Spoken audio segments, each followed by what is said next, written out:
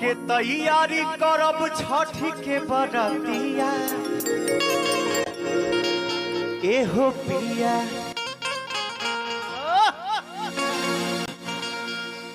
के तैयारी करब छठी के बरतिया एहो पिया सब तो अपन घरे बा ई पटना बगल में हाजीपुर बा चलो हाजीपुर के खटिया एहो पिया चलो हाजीपुर के खटिया एहो पिया के तैयारी करब छठी के बरतिया के तैयारी करब छठी के बरतिया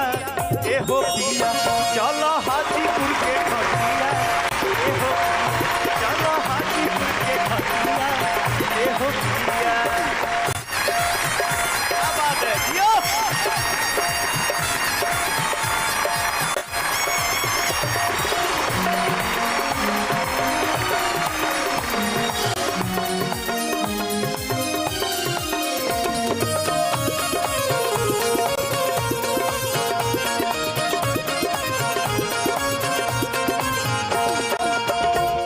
भैया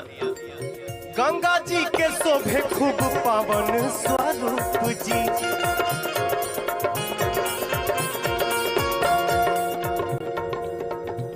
गंगा जी के शोभे खूब पावन स्वरूप जी पटन तला के देवनगरी के रूप जी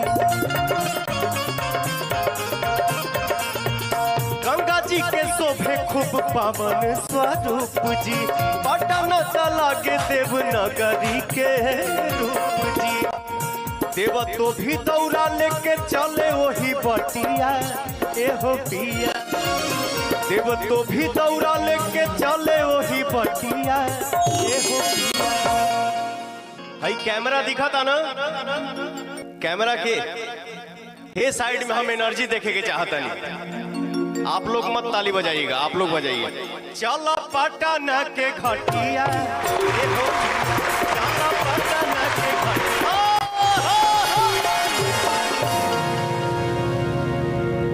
अब आप लोग देखी जा आप लोग अपन एनर्जी दिखाई जा चलो पटना के खटिया एहो पिया चलो पटना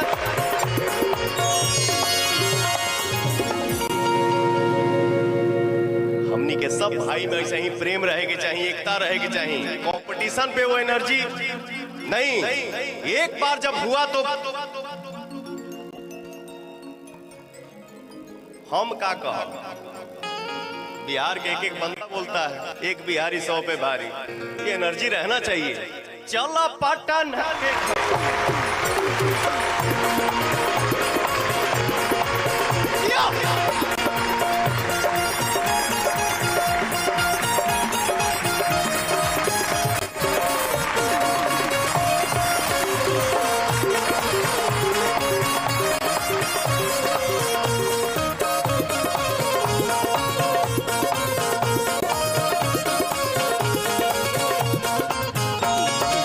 जन पढ़े पढ़े एह बात जी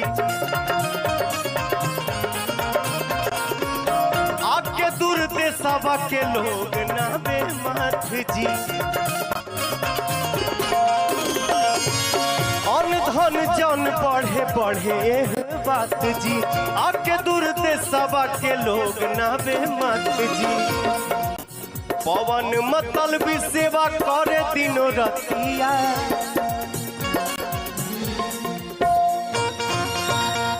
अभय मृत्युंजय सेवा करे दिनों रतिया एहो पिया डॉक्टर साहब क्या बात है राजीव मृत्युंजय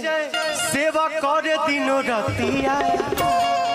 देखा ठुमका कोई किस्म के होला एगो पवनवा लगे वाला चलो देव मुंगा के खटिया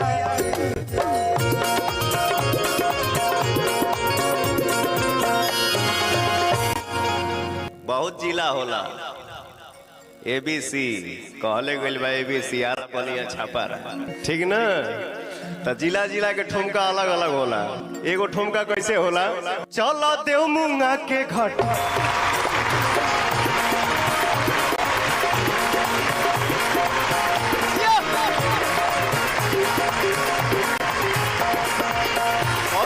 तैयारी करब छठ के बरतिया ए हो पिया